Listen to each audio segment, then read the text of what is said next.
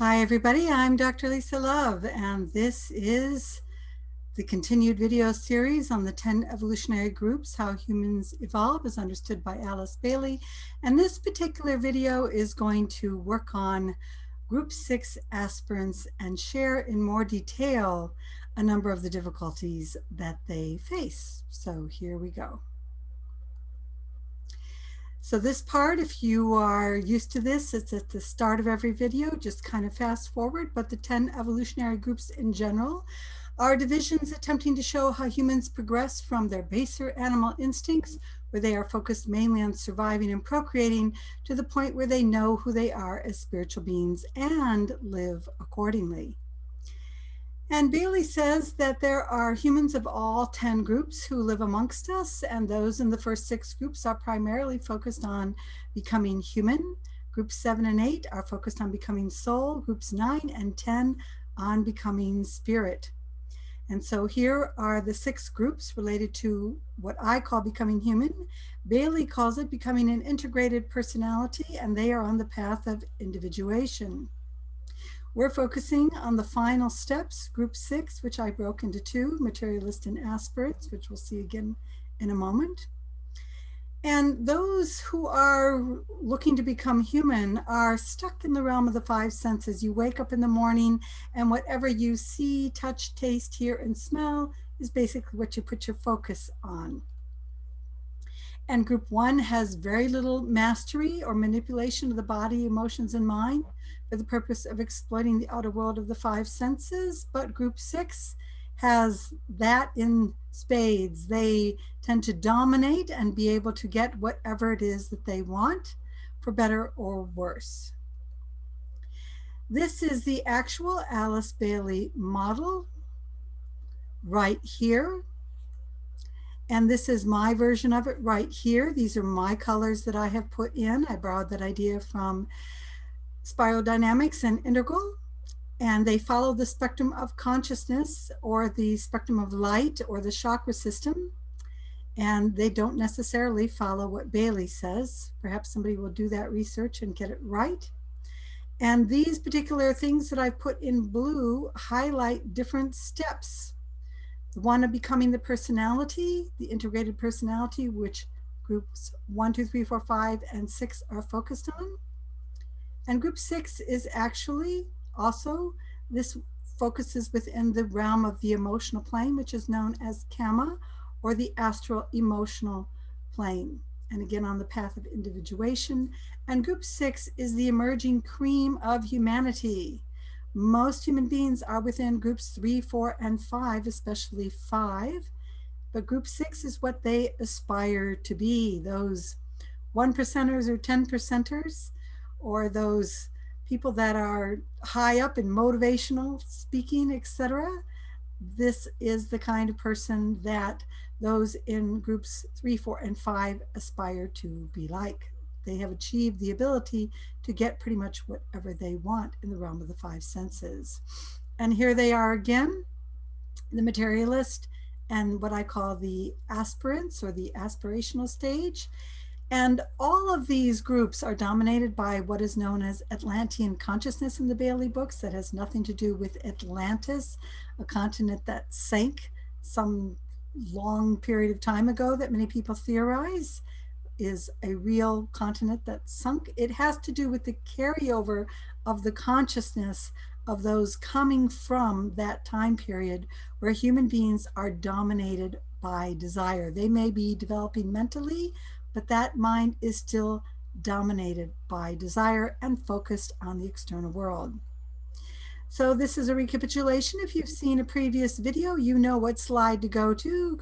Go here or the one just after it to get to the rest of this video. But if you have not watched this part, we're going to go through a little bit about what an aspirant is and how that aspirant is connected to something called little chelaship and the evolutionary stages. Here we go. So the aspirant defined, the word aspiration comes from Latin ad, to, and spire, to breathe towards, as Webster puts it. The word spirit comes from the same root as aspire. Aspiration must precede inspiration. There must be a breathing out from the lower self before there can be a breathing in by the higher aspects. So we must aspire to move beyond the lower self so we can be inspired by the higher self.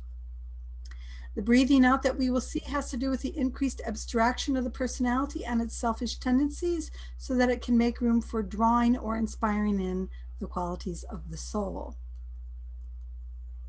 Now, this word aspirant has many different meanings in the Bailey books. At times, it can mean aspiring to any stage of human development, meaning all those who aspire to be spiritual are aspirants to some level, even if they have little upwards to complete spiritual mastery. So we can always aspire to the next step. But most frequently, the word aspirant is used to indicate the person who is just aspiring to or starting upon a more dedicated spiritual path. The reason for the word aspirant is that someone who aspires often does not have the discipline to follow through on the aspiration or to actually walk the talk of spiritual life and spiritual practice. So when you read the Bailey books and you see the word aspirant, you have to take time to assess in what way the word is being applied, as a stage or just in general. Now, the word aspirant also is part of the Chela stages, beginning with the stage of little Chelaship. And the main goal of little Chelaship is to break the hold of the physical world and material desire on the individual. This is done both as an aspirant and also as something known as the probationary disciple. So you see it has the two stages here. So what does breaking that hold look like? Well, first of all, it means you can master your addictive tendencies that dominate and control your physical body and material impulses as you lift out of the emotional plane and into the mental plane.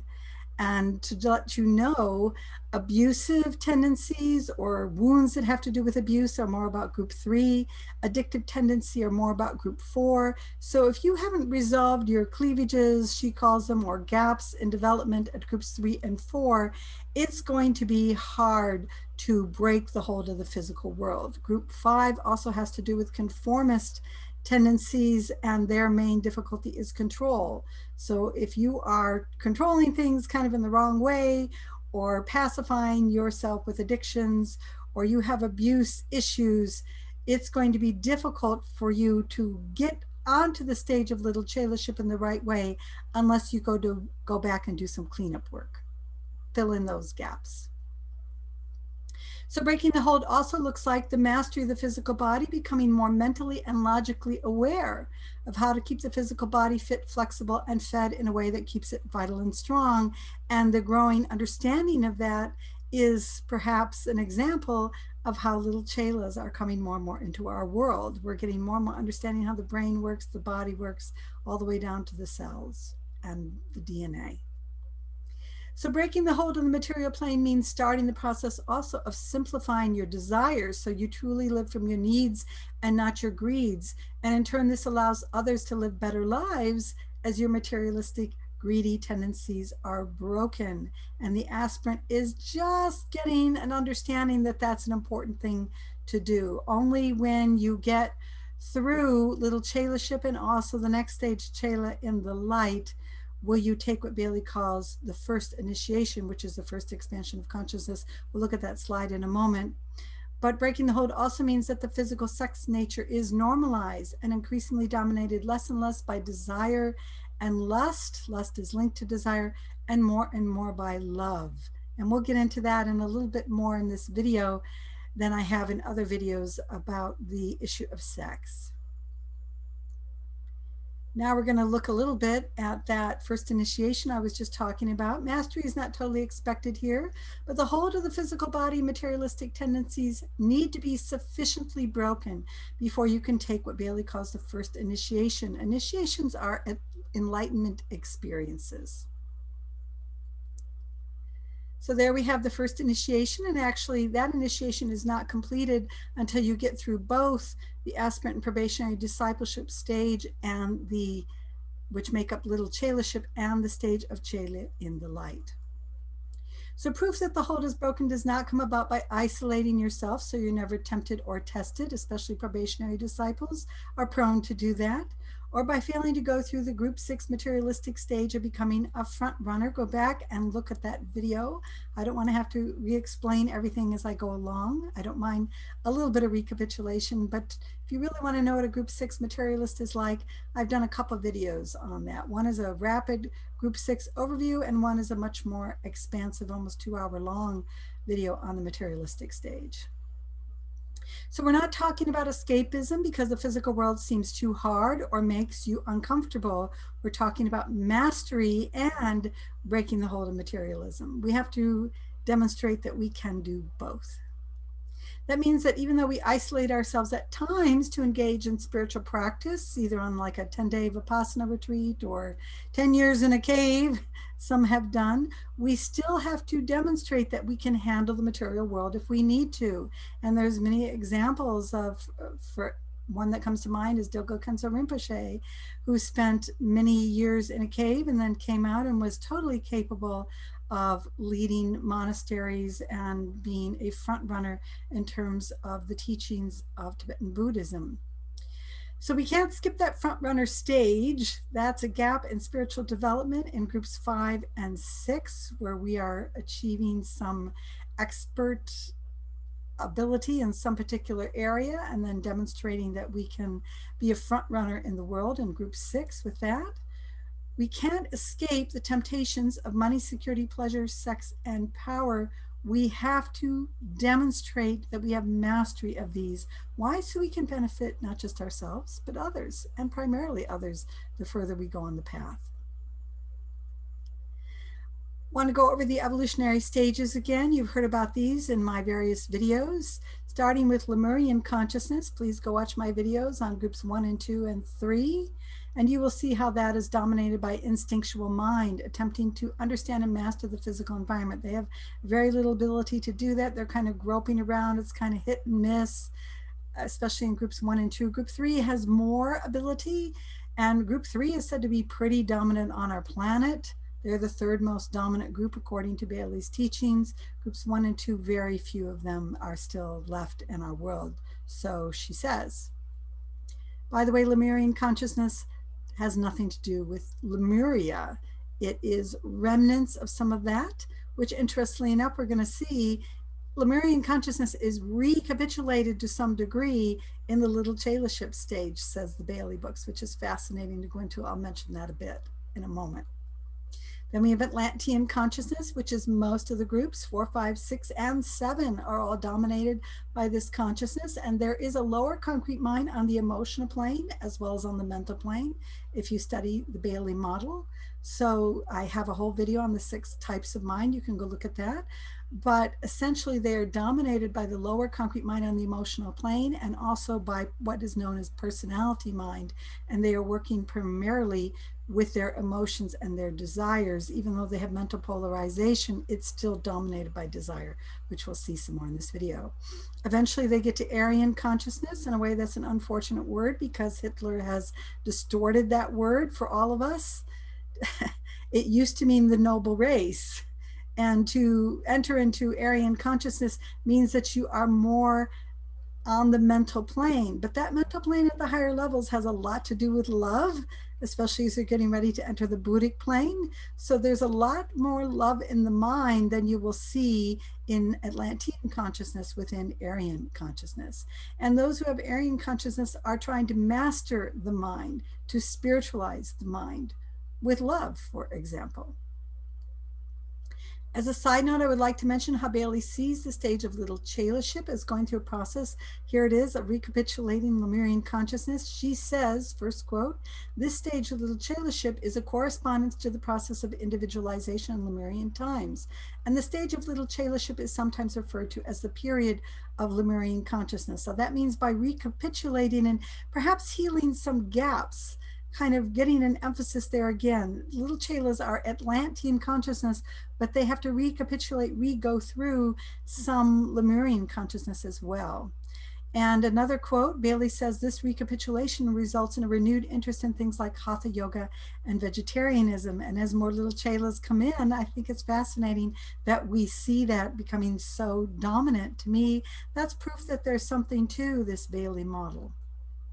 Again, Bailey's not saying that little chelas have Lemurian consciousness. She's saying as they start out on the spiritual path, the emphasis is getting the brain and body in shape to help them navigate the spiritual versus the material realm. So in Lemurian consciousness in groups 1, 2, 3, we're just trying to get the physical body, coordinated enough, get a rudimentary ability to function in the physical world going enough, but it tends to be sporadic, so that we can get our basic needs met in the physical world.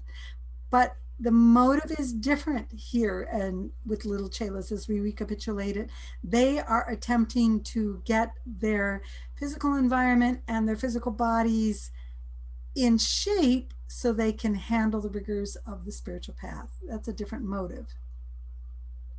And again, I see, and Bailey wrote this in the 1930s, and now here we are in 2020 when I'm doing this video, and you can see how popular Hatha Yoga and vegetarianism are becoming nearly 100 years later. So what stops the aspirant from breaking the hold and moving forward on the spiritual path? That's what this video is primarily going to be about, some of the difficulties that they face along the way. So here we go. So one of the first problems is what I call spiritual smorgasbord, and reading from a Bailey quote. One of the main reasons problems start for the aspirant is because I put in the she, he. Oh, that's not her quote yet. Sorry. I'll start again. Those are my words. One of the main reasons problems start for the aspirant is because he is not yet serious about the spiritual quest. Remember, the aspirant aspires but is not a disciple in Bailey's model. He lacks discipline. In many ways, then, the aspirant is like a dabbler in spiritual life, making him her prone to engage in what some people call spiritual smorgasbording. And so the reason you have the video of the runners here is that aspirants are great as sprinters. They're not very good at being marathon runners. They'll get enthused and they'll start on the spiritual path and they'll try this teacher or this teaching and they'll hop from one to the next and do this smorgasbord, because when it comes to actually having to walk the talk or do the practice, they lose interest. They move on. Now we have the Bailey quote. She says, the aspirant at this stage runs from one teacher to another. And I put the things in red that kind of emphasize the bullet points of quotes, so that if you go through this video and you just want to see, you could turn the sound off if you want, what are the main things in that quote. That's why I put them in red. So the aspirant at this stage runs from one teacher to another according to inclination, opportunity, and necessity. He is an example of instability, but is carefully watched by the disciple who has transcended this particular stage of volatility. So they're very volatile, they're just very impulsive. Back to the quote, his task is to see that the aspirant escapes from this network of futility, as it is sometimes called, and that he gradually settles down to the later stage of interior investigation. So Bailey always uses the word he, and the reason for that is because that's what everybody did 100 years ago. They did not use gender equal language. When I am talking, you will see the she, he in there. But the basic point is that one of the pitfalls of the path for the aspirant is they're not taking it seriously. And they tend to see, and by the way, been there, done that, as a recapitulation of my own life. So let's not be judgmental here. Let's just be realistic. It's, you get excited and somebody says, check this guru out, check this teacher out, get this initiation, get that initiation. If we're talking about Tibetan Buddhism initiations and not Alice Bailey's model, because her initiations aren't something you can go sit in front and get. It's a developmental stage that you grow into. But the basic point here is that aspirants don't take one path seriously enough to settle down into the later stages of interior investigation, actually doing the inner work more thoroughly. They may do spotty inner work here and there, but they don't do it thoroughly enough. And they have to realize that this running around from teacher to teacher and teaching to teaching and piecemealing them all together is futile before they stop doing this particular difficulty. Another one is that they're too forceful in their approach. They have a lot of enthusiasm. We talked about in the video on the positives of the aspirant. They have a lot of fiery enthusiasm. That's great. It helps you get started on the spiritual path. But another reason aspirants struggle on the spiritual path is that when they do apply themselves, there is a tendency to be too forceful in their approach, making them more like a fiery hot match that too quickly burns out than a steady fire that burns calmly and persistently on the path. In other words, there's no real depth to their spiritual practice. It's mainly breadth in their approach.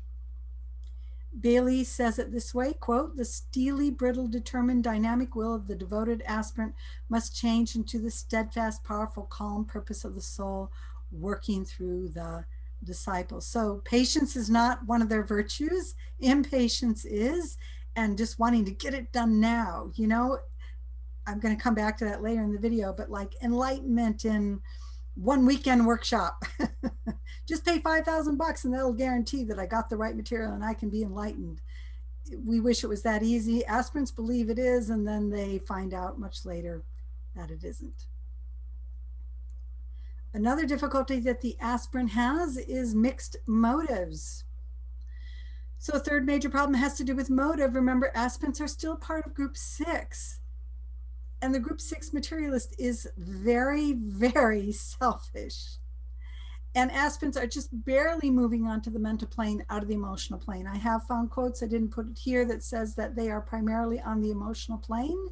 I believe they're moving into the mental plane a little bit too, the lower levels of the mental plane, but they are immersed still in karma and desire, and their motive for being on the spiritual path is still too frequently selfish. Bailey puts it this way, quote, "A potent personality may function in any field of human expression, and his work will warrant the word spiritual just insofar as it is based on high idealism, the greatest good of the largest number, and self-sacrificing endeavor." These three, they're in blue because they're positive qualities of the aspirant. Idealism, group service, and sacrifice are characteristics of those personalities who are becoming increasingly sensitive to the soul aspect, the qualities of that soul being knowledge, love, and sacrifice. That relates to Bailey's egoic lotus, her petals of knowledge, love, and sacrifice. We're not going to get into that here, but they're connected to the spiritual path. And so the beginning connections are starting to come into play with the aspirant. The main thing here is, do you see again that distinction between what I call Group 6 materialist, where they're a potent personality, and the aspirant who is starting to add in idealism. The motive is starting to be for the greatest good of the largest number. It's starting to be sacrifice, but that's the key word. It's just starting. They've got a long ways to go. Back to her quote. "That is why the emphasis in all schools of true esotericism is laid on motive. People who are strongly individual and are developing a group consciousness inevitably in some life find their way into esoteric groups and have to be guided in such a manner that the soul nature enfolds, overpowers, and uses the personality. The outstanding characteristic of those personalities who are not as yet soul-centered or controlled are," red is negative tendencies, "dominance, ambition, pride, and a lack of love to the whole, though they frequently possess love for those who are necessary to them or to their comfort." So again, we see that Group 6 thing. The materialists especially are dominant, ambitious, prideful, and they'll help out, you know, the people. They'll scratch their back or be the donors of their campaign, or they'll help out the family members along mafioso-wise. They do what they're supposed to type of thing. But the aspirant has a lot of that still, but it's starting to come out of it. They want to do good more, but they just slip up a lot. And we'll see that as we keep going through this video. A fourth overall problem relates to the aspirant's enthusiasm, which is too frequently colored again by that karma, that desire. Remember, Group 6 people want to accomplish big things. Why? Because they're Group 6. Group 6 has learned to master the world. They are frequently well off. They frequently are highly educated. They frequently are well connected. They can get things done. And so the aspirant gets into the spiritual path, and in a similar way, they want to get things done. They want to accomplish big things.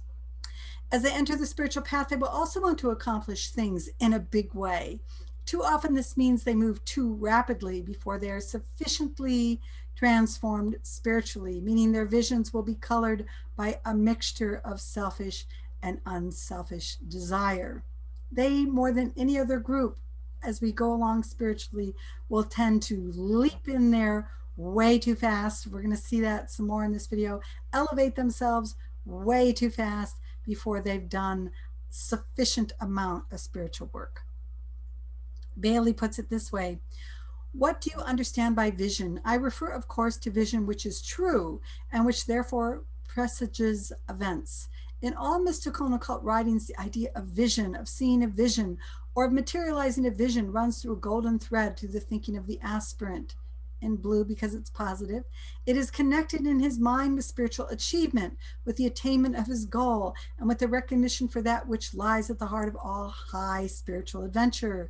The mystical writings refer to visions, and always in terms of that which lies ahead, of that which is deeply desired. The concept is often prostituted to an excessive emotionalism or to a sublimated sex expression. So the tendency for aspirants is to want to find out basically about spiritual highs. You know, take your ayahuasca journey. Nothing wrong with these things. They can help motivate you on the path. They can help you to become aspirational. They can help you to get little breakthroughs here and there. They'll be wanting to have mystical visions. They'll get awfully disappointed if they don't have that mystical vision, especially after years of practice and following different teachers and teachings, not thoroughly enough, deep enough practice, which the Bailey models really outline what you have to do to get that enlightenment, expansion of consciousness, of which they have 9, by the way. But coming back to what I'm saying here, the aspirant is mainly interested in the high, the sudden enlightenment, the sudden vision, the mystics and saints and sages who are having visions, you know, so that Jesus talks to them, or one of the dakinis comes down, or something like that. And a lot of that is motivated by the astral plane, emotional plane, the emotionalism, desire to be seen, to be recognized, to be validated. And in terms of the sublimated sex expression, it's not always sublimated. It's not always repressed. It can also be expressed in ways that aren't necessarily the healthiest in terms of later stages of the spiritual path. And we'll look at that again later in this video. And the aspirant struggles with a lack of humility. I don't know why I put loss of humility. I just should have put lack of humility, because Group 6 in general doesn't have humility. They always want to be recognized for what they're doing. They want to be, you know, known for who they're with spiritually, you know, just like in the early stages of Group 6, the materialist, you want photos with all the celebrities. In the next stage, Group 6 aspirant, you want photos of yourself with all the spiritual teachers or gurus type of thing, so other people know who you've been with. Again, with all of this, these are just stages, you know, been there, done that in some of these things myself. I don't want us to kind of go, oh, look at me, I'm so much better than anybody else here, because we're all going to go through this stuff. Either, you know, we go through it very rapidly and ignore it, or we spend a while in it. Bailey believes in reincarnation. We may spend lifetimes in it. So the goal is, as I see it in presenting these videos, is to have humor with it and detachment with it, and to claim where we all have our stuff, and to just, you know, go through it the best that we can by recognizing what's a problem and then working through it. The push for success before sufficient transformation also leads to the beginning of spiritual inflation. Bailey puts it this way: an aspirant succeeds in contacting his soul or ego. The word ego means soul. A long time ago, that's what it meant. It didn't mean what Bailey would call the integrated personality, the selfish personality. So she uses soul and personality, and soul and ego are the same thing. Starting with that quote again. An aspirant succeeds in contacting his soul or ego through right effort, through meditation, good intention, and correct technique, plus the desire to serve and to love. He achieves alignment. That is part of her techniques of transformation. And we're not going to talk about that in more detail in this video. I do in my book online that I've put, and I will in later videos to come. But they basically achieve alignment. He becomes then aware of the results of his successful work. His mind is illumined. A sense of power flows through his vehicles. He is temporarily, at least, made aware of the plan. The need of the world and the capacity of the soul to meet that need floods his consciousness. His dedication, consecration, and right purpose enhance the directed inflow of spiritual energy. He knows, he loves, he seeks to serve, and does all three more or less successfully. So again, this is some of the positive part of the aspirant. You know, they have that ayahuasca breakthrough. They have a mystic vision. They're hearing and seeing things in meditation, etc. And they really have that idealism and that desire to do good. And so that's what's thrusting them forward on the spiritual path. And what happens then is the following. The result of all this is that he becomes more engrossed with a sense of power. This is continuing the quote, red is negative, and with the part he is to play in aiding humanity than he is with the realization of a due and proper sense of proportion and of spiritual values. So aspirants tend to get that big hit. They tend to have some special esoteric knowledge from something, the Kabbalah or something else, and they immediately want to go set themselves up in front of other people as people who are realized, who are enlightened, who know better than everybody else. They can especially know better because they can talk a special esoteric secret language, even if it's something like quantum physics or something like that. They will talk about these things. Why quantum physics? Because as I mentioned in the positive video on the aspirants, they're starting to penetrate beyond the world of the five senses. They're starting to read life more in terms of energy. And so this is making them feel really powerful. And in a way they are. Remember, Group 6 period is the cream of humanity, let alone Group 6 materialist to Group 6 aspirant, even more cream of humanity. So, you know, why not put yourself out there prematurely, usually, which is why you tend to have the fall that goes on. Also, when Group 6 materialists start to get into spirituality, become leaders of churches, I'm in 2020, actually, as I look at Donald Trump, and some of those in the evangelical Christian area have said that he's a baby Christian. You know, he might be demonstrating aspirant tendencies. He's letting go of some of the things that have to do with agnosticism and atheism, but he's picking up these spiritual things primarily for his own benefit. So now he's not only Trump, the Group 6 materialist who can dominate everybody through his Ayn Rand influences and his selfishness and his bombasticness, which is part of, Bailey says, integrated Group 6 materialist, I call it, you know, and his money and his power. Now he can be spiritual at the same time. And you see that kind of godlike language spilling out of him. That can seem concerning, but at the same time, it's part of the path. In other words, they end up overestimating themselves. This is a continued part of her quote from that previous one that we were reading. It goes on. He overestimates his experience and himself. Instead of redoubling his efforts and thus establishing a closer contact with the kingdom of souls and loving all beings more deeply, he begins to call attention to himself, to the mission he is to develop. He talks about himself, he gestures and attracts notice, demands recognition. As he does so, his alignment is steadily impaired. Remember, the first step in the techniques are alignment. Well, that alignment, she has that hit and is getting really excited, and then it's getting cut off because of the calling attention to oneself and the bragging and the other kinds of mistakes that they make.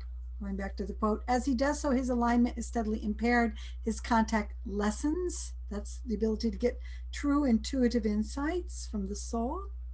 And he joins the ranks of the many who have succumbed to the illusion of sensed power. Again, that's why we see so many spiritual leaders in Catholicism or Buddhism or the New Age movement or the New Thought movement or Integral or Bailey, whatever it is, we see them set themselves up too fast and then fall. Why? Because, going back to the quote again, they overestimate themselves regarding their missions and themselves as unique among the sons of men, and their esoteric and subjective demand for recognition enters in and spoils what might otherwise have been a fruitful service. Any emphasis upon the personality, remember in the Bailey model, personality is like ego in the modern day sense of the word. Again, any emphasis upon the personality can distort most easily the pure light of the soul as it seeks to pour through the lower self. Any effort to call attention to the mission or task which the personality has undertaken detracts from that mission and handicaps the man in his task. It leads to the deferring of its fulfillment until such time when the disciple, that's after the aspirant, so they've evolved, can be naught but a channel through which love can pour and light can shine. Aspirant tends to cut it off as we move into especially what Bailey calls the pledged disciple, the accepted disciple. That cutoff does not happen in the same way, with very less frequency and sometimes not at all. This pouring through and shining forth has to be a spontaneous happening and can contain no self-reference. And that doesn't mean that later on you may not call attention to your mission or your cause or what you're doing, but you don't do it in the same way as wanting to be seen and noticed for what you're doing all the time. That's a downfall, especially of the aspirant. All right, so I call this the temptations begin. And here is some of them, or here are some of them. The selfishness of the spiritual aspirant is often very real. That's a Bailey book, From Bethlehem to Calvary, page 176. Another quote, physically, mentally, and emotionally, you have been tried and tested, and the trials which are applied to aligned personalities have been applied to you. The mark of the true aspirant is that all the three parts of the lower nature are linked more or less to the higher, thus producing a unity. This results in two things. All the three parts of the personality can react simultaneously in some measure to the life and energy of the soul. And there they are. Vital and physical are sometimes considered the same thing. So here's 1, 2, and these would be 3. And 2, all the difficulties and trials, karmic or educational testing or purifying, are felt in all three bodies at once. So what we're seeing here is that the aspirant, who is an aligned personality, the technique of alignment, integrated personality, aligning with the soul, getting those first hits and glimpses of the soul, is able to do that because we learned about this. An integrated personality has to integrate or coordinate the mental, emotional, vital, physical vehicles, as well as become integrated into the outer world. It's a dual integration, inner and outer. But as that happens, they're mentally being tested, they're emotionally being tested, they're physically being tested. And these three temptations begin at the stage of aspirant.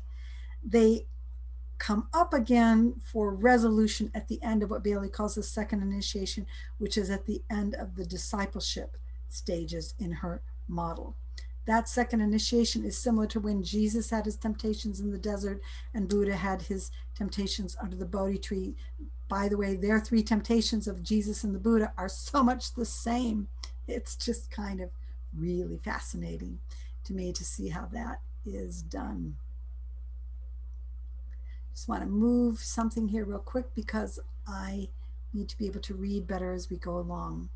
So you don't see it on your screen, but I just moved my video of myself out of the way so I could read better. So here are some more primary difficulties of the aspirant that Bailey refers to. This is a quote. They must guard against overemphasizing one aspect at the expense of another part of the plan or vision. To use the phrase integral from the integral model, they're not very integral yet. You know, they'll piecemeal things. they'll talk like they know a little bit here, a little bit there, as if they know a lot about all these different paths, but they don't know how to integrate it. They don't know how to really be integral with it. And they tend to, especially if they want to be spiritual leaders, set themselves up in their favorite path, whatever that is, esoteric Christianity, esoteric Buddhism, or the Kabbalah, which is part of Judaism, whatever it is, they'll pick their one and they'll emphasize it and discard others if they're going to be the teacher of it, especially. They start to become a little fanatical. Back to the quote, they must avoid unequal concentration of thought upon that part of the plan which appeals the most to them personally. This is my words here. Again, they're not integral. They must recognize the inability of the workers to continue to bring through the plans and to work together peacefully and steadily. Friction is unavoidable. In other words, aspirants will have a hard time as they get a group together, getting that group to really do anything, except a lot of ego stuff going on, or personality stuff, to use how Bailey would put it. The workers don't get along because they all want to compete. They all want to be the leader. They want to be special. They want to be next to the leader. They want to be chosen by the leader. They want to have sex with the leader. Whatever it is, it's all about personality kinds of dynamics going on. And they're not really working together to manifest some part of the plan for the betterment of all of humanity. And they'll, emphasize the part that they like most, and will tend to want to consider themselves more special than those that are working in other areas here. Some more dangers, continuing with the quote, they must watch for the creeping in of self-interest and of ambition. They must guard against fatigue due to long effort in materializing the plan and the strain incident upon high endeavors. Remember, they're sprinters more than they are marathon runners, so they'll put all their energy into it and all their money and all their ambition into it really fast, and then burn out or run out of money or whatever it is too quickly. They must develop the capacity to recognize those who are sent to help them in the work. They have a difficult time cooperating with equals or recognizing people who are more advanced than they are. They must, above all, watch against failure to keep in touch with the higher self and with the master being primarily their soul, Bailey says, and we talked about that in a previous video. So they stop meditating, they stop doing the spiritual work, they stop, working on themselves. They don't do enough of walking the talk here, and they get into trouble. Here's another quote from her where she talks about some main areas that the aspirant lacks.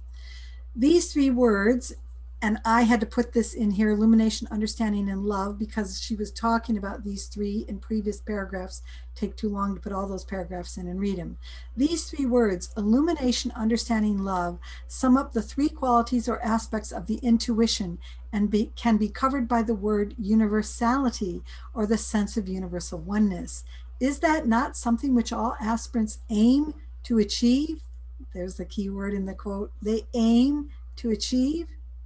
And is it not something that each of you as individuals needs in a peculiar sense? Where it is present, there is an immediate decentralization of the dramatic eye, of that capacity always to relate all happenings, all phenomena, all group work to oneself as the center. So the aspirant doesn't do that. There isn't enough sufficient illumination, enough understanding of the spiritual path and how it works, enough true love that isn't mixed in with desire in the aspirant. There isn't enough of a sense of oneness and what that really means. We'll get back to that in a little bit, how they'll say everybody is one. But what does that mean? All plants are one. I love gardening, but my plants are all unique. They don't get the right light or the right amount of water, the right amount of nutrients, and even the nutrients get so particular. It's not as easy as just saying everything's one and I love everybody and all you need is love. Aspirants will be inclined to hang on to those kinds of things because it makes the path seem so easy. Been there, done that. But it's not that easy. As you keep going along, you realize it's a lot more complex There's unity and diversity, and it's the diversity part of it that can be a little bit more demanding. One of the biggest problems of the aspirant, which I've kind of already talked about, is the tendency to have spiritual ambition. So one of the first things that they tend to do is set themselves apart from others. Why? Because this is the very end of the path of individuation. They are individuals to the nth degree at this point. They want to be unique. They want to be special. They haven't spent lifetimes and their whole life in this lifetime not trying to develop their inner uniqueness and stand out to simply get rid of it. But that's a problem as we get on the spiritual path. As a reminder, those in Group 6 have reached the apex of what Bailey calls the path of individualization, having broken free of dependency on a group, much like children are dependent on their parents. That's something that especially Groups 3, not so much. They tend to be more rebellious, but Groups 4 and 5 really are. You know, all the groups 1, 2, 3, 4, and 5 are dependent to some degree on others. Group 6 breaks through that. We saw that especially in the Group 6 materialist video. They tend to glorify and revel in their distinct natures as opposed to others. This means on the spiritual path, aspirants tend to want to stand alone apart from others. Bailey puts it this way: like all persons who have not taken some of the higher initiations, he, the person starting on the spiritual path, I put that in brackets in there, can, she has this in there, in due time, become enamored of his freedom and automatically then swing into the glamour of his ideal of freedom, an ideal which he has created. He becomes the prisoner of freedom. He rejects all rule except that which he calls the rule of his own soul, forgetting that his contact with his soul is still intermittent.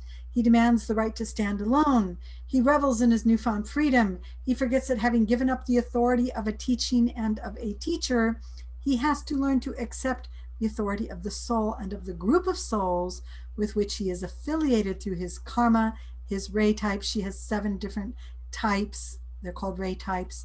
His choice, and the inevitability of the effects of the at-one-ment. I'm one with everybody, but I tend to be just a little bit more special than the rest of everybody. I tend to just know a little more. I tend to be just a little bit more enlightened than the rest of you. Is pretty much an aspirant problem. They fail to cooperate with others, and in a way, this is a positive step. Bailey continues, having relinquished the guidance of another person upon the path, which that's positive. They've fought for that, to get into Group 6 and to be able to stand on their own. And having his eyes partially opened, he now seeks to tread that path, the spiritual path, to the goal. In red, forgetting, however, that he treads the path in unison with others, and that there are certain rules of the road which he must master, and which he must master in unison with others. He has exchanged the individual law for the group law, but does not yet know that group law as it should be known.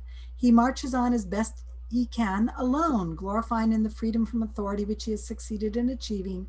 He promises himself that he will brook no authority or guidance. This is a phase. They'll go through it. They'll learn a lot of things. Some of it's going to be good because they start their initial efforts at learning how to lead a group spiritually, but they just forget a few things. That there are other spiritual groups. There are other spiritual people. There are people who might be a lot more spiritually evolved than them around them. Now, there's not a lot of people. Group 6 is the cream of humanity. There's not a lot of people on the planet that are in Group 6 and beyond.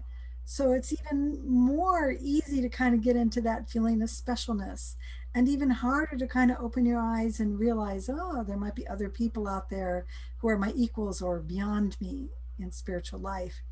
That kind of thing is something that especially those in Group 8 are working on. So we have a ways to go yet before this cooperation really becomes more solid. Another quote, in other words, aspirants are very inclined to see themselves as much farther on the spiritual path than they really are. Oh, this is a paraphrase here from Treatise on White Magic 134 to 135. So these are my words. In other words, aspirants are very inclined to see themselves as much farther on the spiritual path than they really are.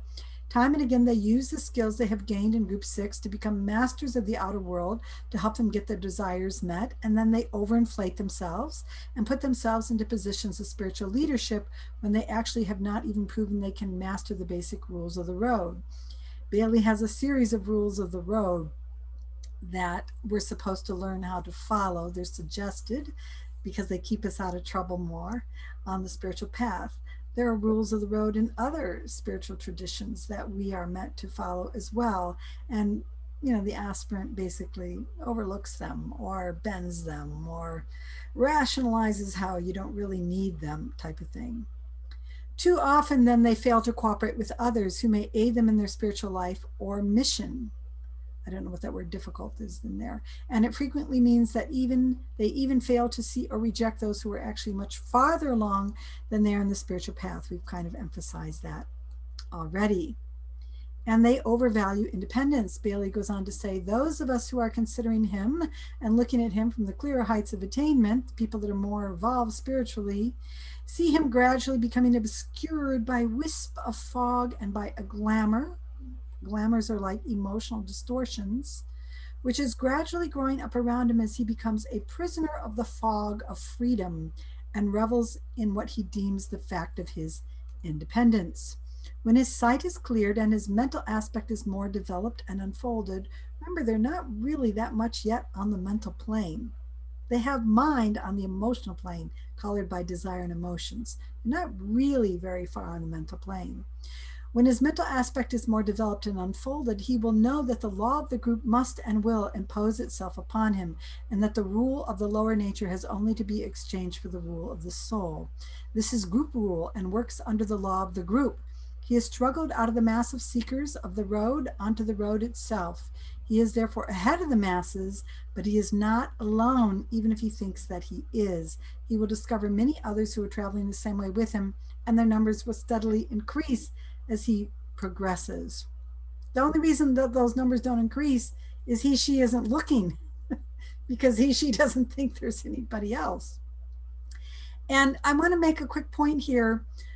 Group 5, the conformist, are very much group orientated, but it's group in terms of conformity.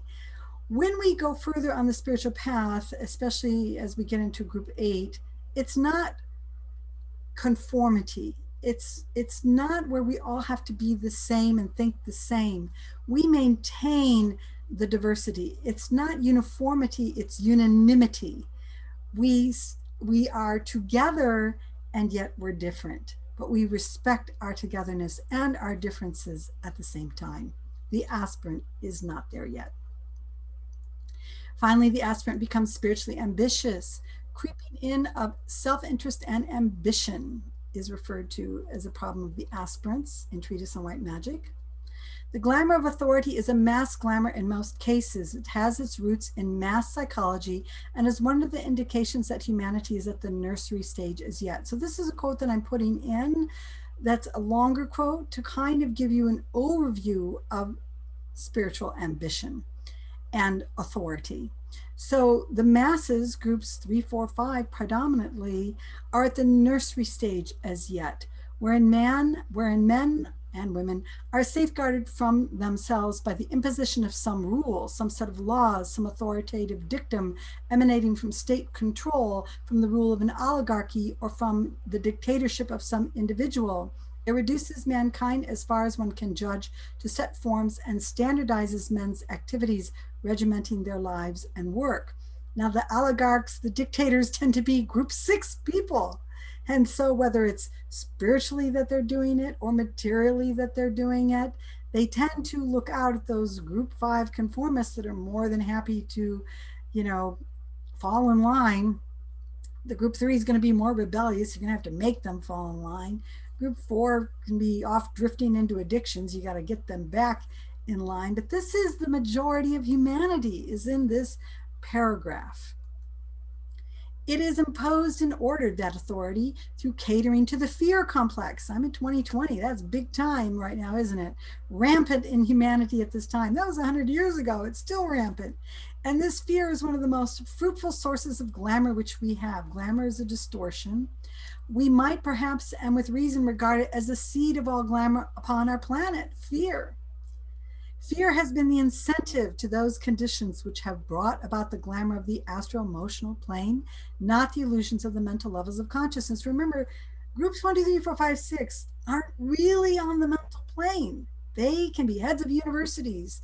They can have well-developed minds that are concrete minds on the emotional plane. They are not even yet concrete mind on the mental plane. And that's really important in the Bailey model to understand. So here's the masses, primarily controlled through fear by group 6 types. We're more than happy to make them afraid. When the glamour of authority transfers itself into spiritual consciousness of man, we have such a state of affairs as the period of the Inquisition in its worst forms, church authority, popes at the top, etc. I'm not saying every pope is, materialist or aspirant. They can be beyond that. With the emphasis upon organizations, government, penalties. You put fear into them. They're going to be part of the wrong group, the wrong church. The immigrants are going to come and get them. The virus is going to come and get them. Or the unquestioned rule of some teacher, which is, we're getting into an understanding of cults at this time. In its highest form, we have the recognition of the right of the solar angel, which is another word for the soul or ego. Remember, ego and soul are the same thing in her teachings, to rule. But between these two extremes, which express the infancy of the race and the freedom which comes when mankind achieves its majority and the freedom of the soul, lie all the many types and kinds of intermediary reactions. So the aspirant, unfortunately, is still prone to use fear or to make themselves seem more special than everybody else, etc. They can become abusive and tyrannical in spiritual organizations as well, and not even recognize that they're doing that. They're doing it for your own good, especially if they have a group 3 cleavage back there in their early development, because group 3 tends to have abuse patterns. They can be abusive in their physically abusive, sexually abusive, emotionally abusive, and not even really understand it. That's why Bailey emphasizes a lot that we have to clean up as we go along here in her model. All right, next we have the problems of desire. The section with which we have now to deal will concern itself specifically with the major problem of humanity. We shall, however, touch upon it most briefly and will deal particularly with the aspect of it which shifts from the problem as it concerns the aspirant to the problem of the disciple. So I'm putting in a long piece on desire here, because this is something that the aspirant begins to take a look at. He or she is moving out of the plane of the emotions, which is karma desire ridden. And so they've got to start getting a basic understanding of desire. Underlying the entire psychological problem of humanity as a whole lies the major attitude towards existence, which we characterize as desire.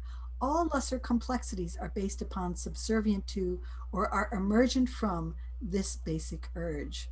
Now, this is interesting to me, and we're going to go on with her quote in a minute, because Bailey lived at the time where Freud was alive.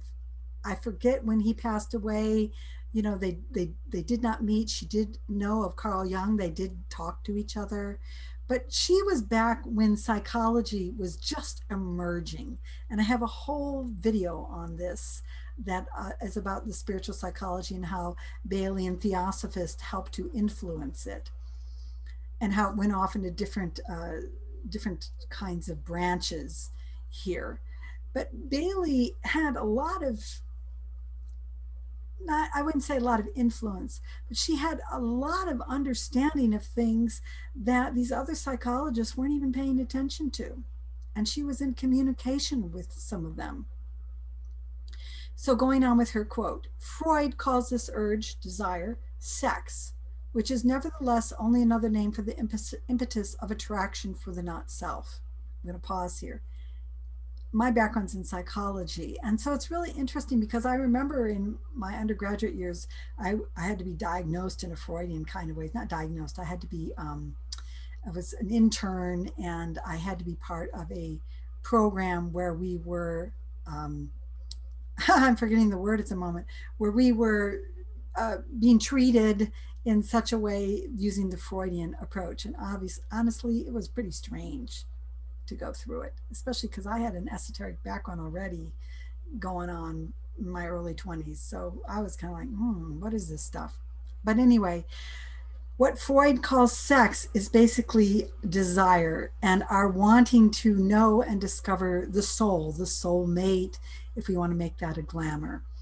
Going back to her quote, other psychologists speak of this dominant activity as the wish life of humanity and account for all allied characteristic tendencies, all emotional reactions, and the trend of the mental life in terms of the underlying wishes, longings, acquisitive aspirations, or defense mechanism, or ways of escape from the inevitability of environing conditions.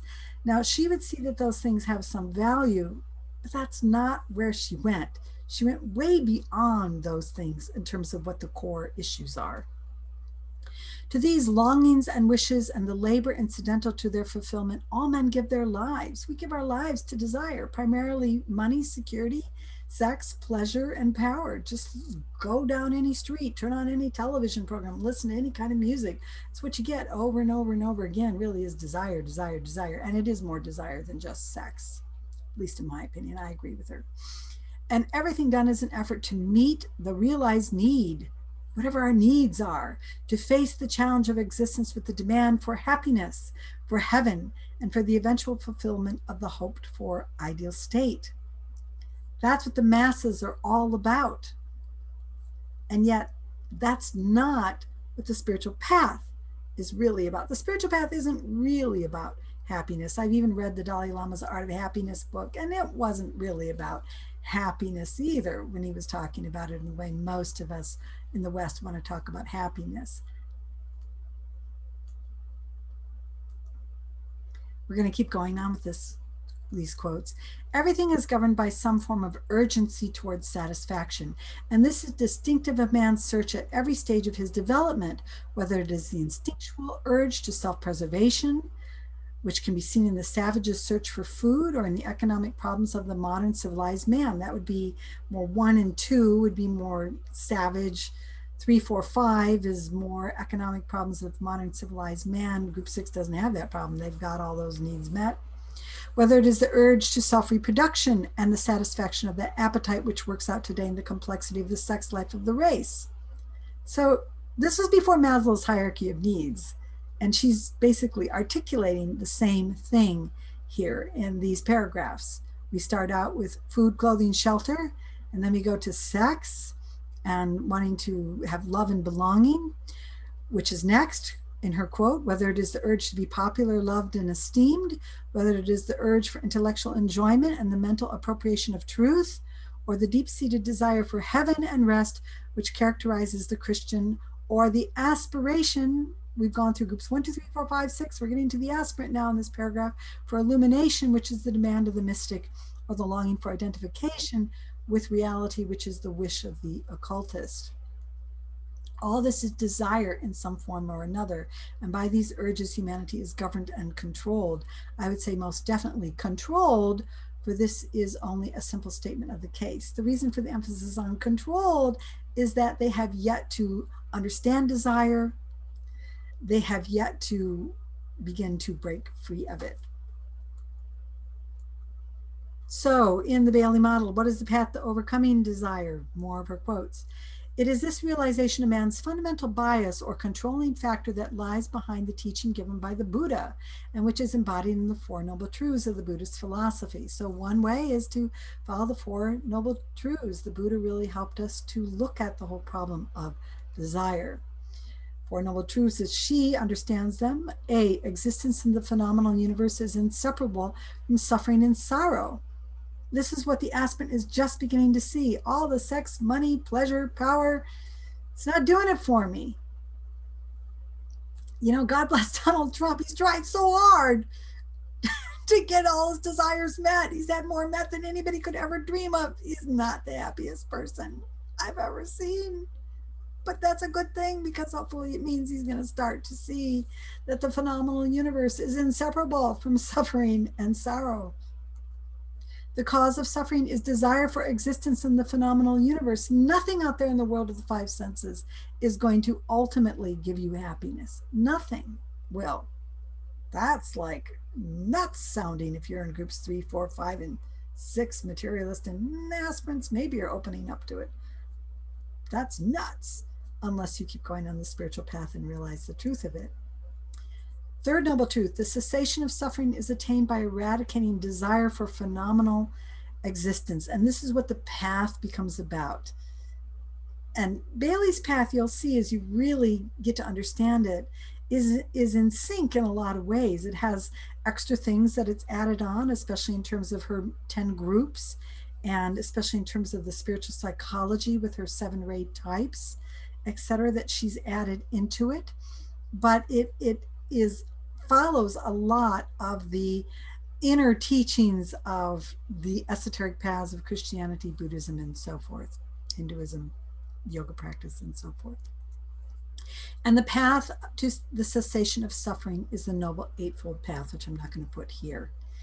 Her quote continues, "It was the realization of the urgency of man's need to be delivered from his own desire nature, which led Christ," so she's going to switch over to Christianity, also has its way to help you with desire, "which led Christ to emphasize the necessity to seek the good of one's neighbor in contradistinction to one's own good." This is like right desire. I'm going to desire helping others more than just helping myself. Back to the quote.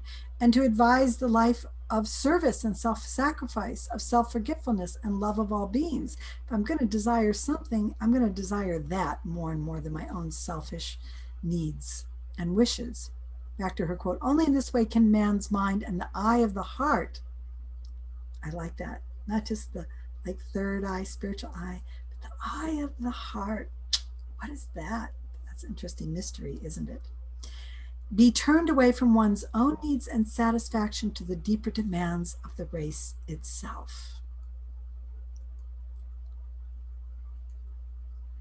It is not our intention in this treatise to deal with the development of the unevolved and undeveloped man in connection with these laws of the soul. We're jumping to another series of quotes from her.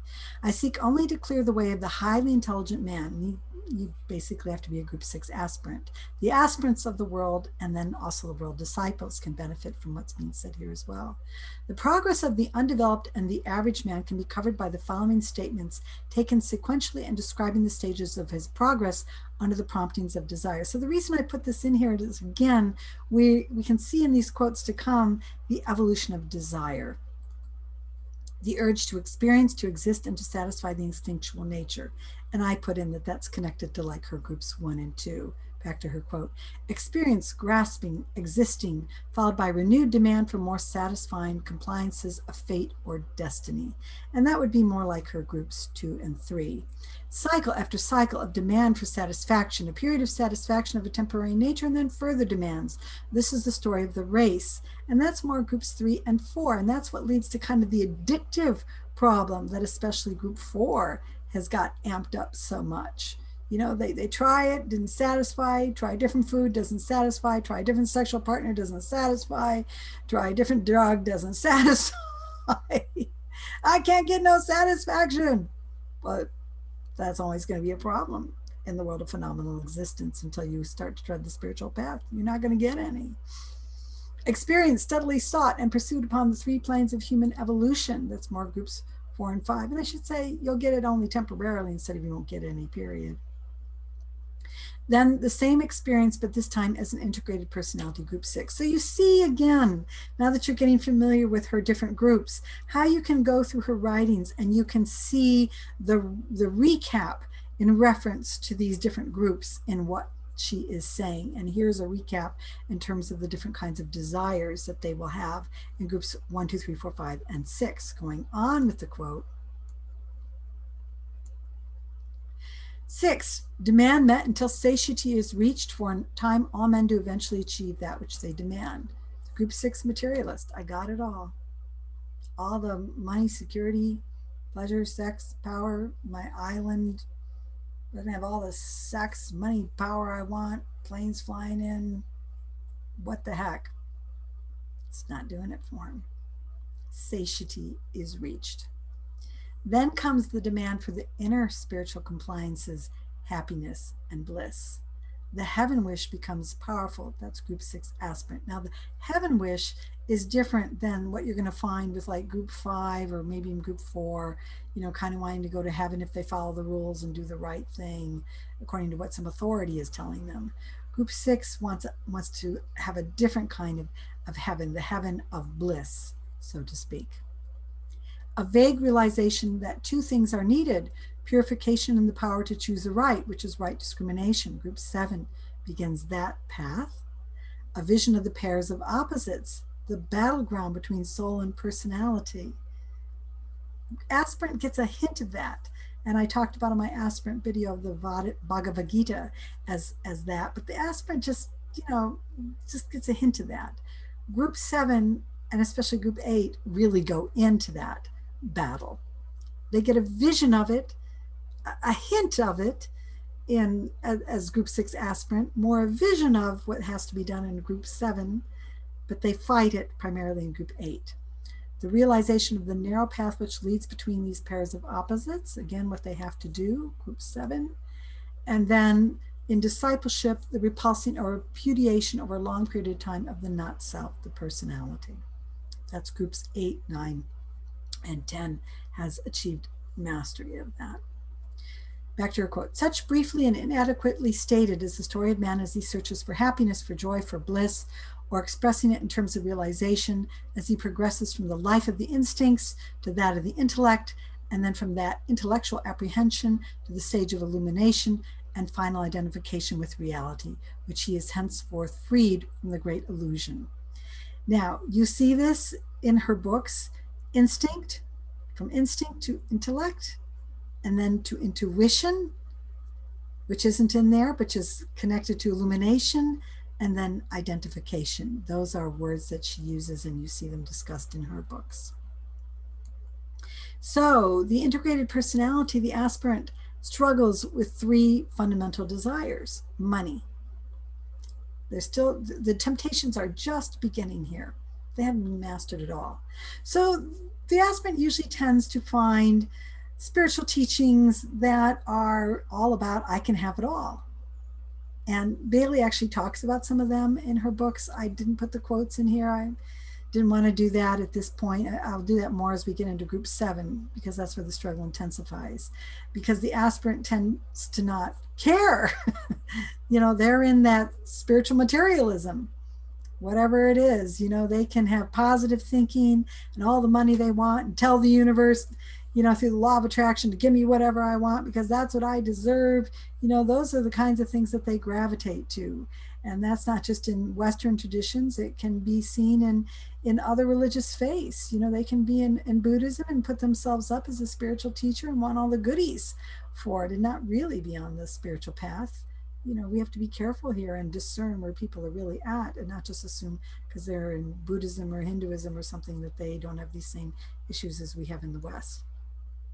Sex, another big problem. So they'll tend to gravitate to things where they can have all the sex they want. And part of that is because there's a rebellion against Group 5 ideas of what love and sex are. Love has to be within marriage. That's a rule.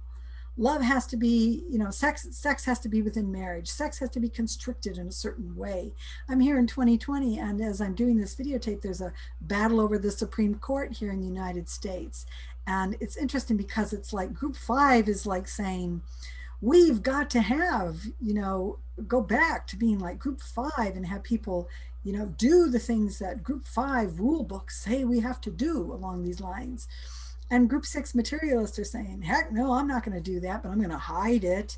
And I'm going to, pay people off so it doesn't come out in the Daily Mail or the National Enquirer. People find out about my island, Jeffrey Epstein, my island, and then they're busy blackmailing each other because, somebody had sex with a 12-year-old and, it will hurt their political career, or they won't be the movie star fame that they want if the truth comes out, because the group 5 people are going to go up in arms and rebel. Well, in some ways, the group 6 desire to break out of that at the aspirant stage is good. Why?